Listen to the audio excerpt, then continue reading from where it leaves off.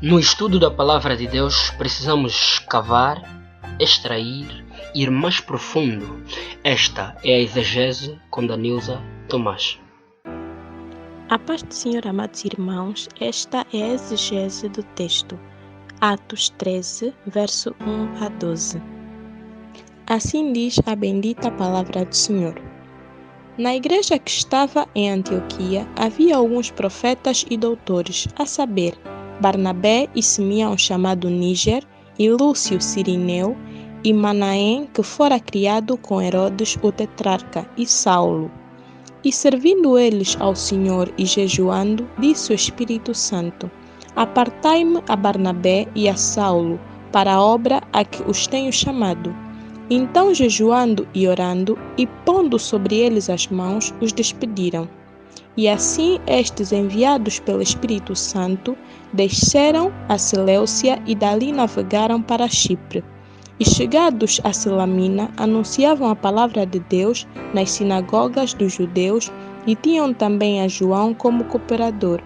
E havendo atravessado a ilha até Pafos, acharam um certo judeu, mágico, falso profeta, chamado Bar-Jesus, o qual estava com o procônsul Sérgio Paulo, varão prudente. Este, chamando a si Barnabé e Saulo, procurava muito ouvir a palavra de Deus, mas resistia-lhes Elimas, o encantador, porque assim se interpreta o seu nome, procurando apartar da fé o procônsul.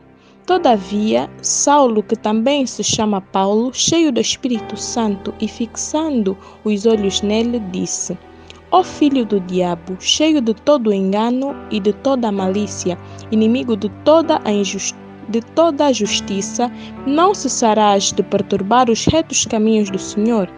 Eis aí, pois, agora contra ti a mão do Senhor, e ficarás cego sem ver o sol por algum tempo.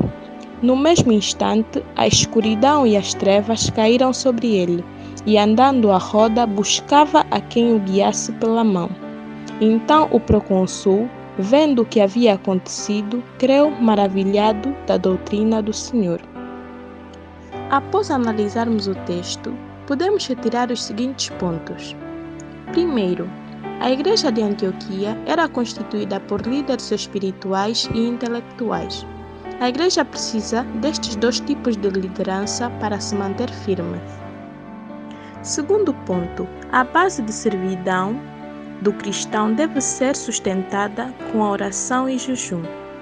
É preciso que tenhamos tempo para orar e jejuar para que tenhamos sustento na servidão. Servir a Deus com sustento na oração e jejum faz com que sejamos apartados, separados ou escolhidos por Ele, pela conexão que criamos com Ele em oração. Terceiro, não devemos ser espiritualistas, devemos pedir a confirmação de Deus em tudo o que façamos. Os líderes da igreja de Antioquia não eram espiritualistas, mesmo sabendo que Paulo e Barnabé foram chamados pelo Espírito Santo, não os deixaram partir sem consultar se o chamado era realmente a vontade de Deus. Quarto ponto. Quando somos enviados pelo Espírito Santo, andamos no centro da vontade de Deus. Para fazermos a vontade de Deus após a morte de Jesus Cristo, é pela dispensação do Espírito Santo. Assim andamos no centro da vontade de Deus.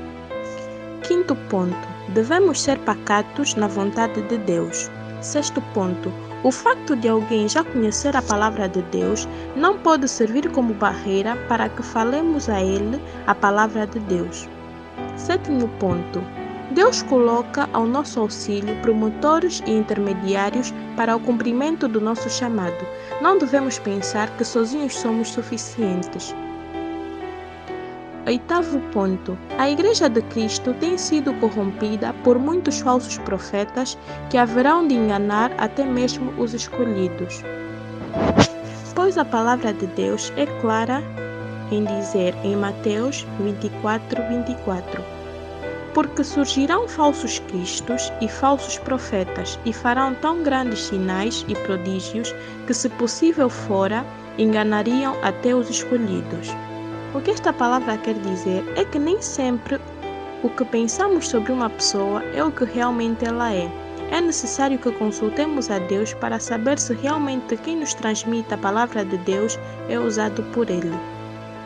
Nono ponto, devemos ser varões prudentes, ser pessoas que querem mudar de vida, sendo cuidadosos e tendo bom senso.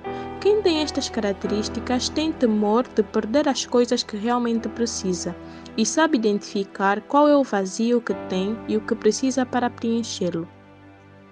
10º ponto, resistência e sensibilidade ao Espírito Santo. Todas as pessoas que resistem à palavra de Deus são inimigos da luz e não gostam que outras pessoas se encontrem com Deus, que vejam e conheçam a glória de Deus. Há sempre confronto, batalha espiritual entre pessoas que resistem e pessoas que são sensíveis ao Espírito Santo. Não podemos permitir que pessoas encantadoras nos façam perder o foco no que fazemos. 11º ponto. Deus não é um Deus que reage, e sim um Deus que age.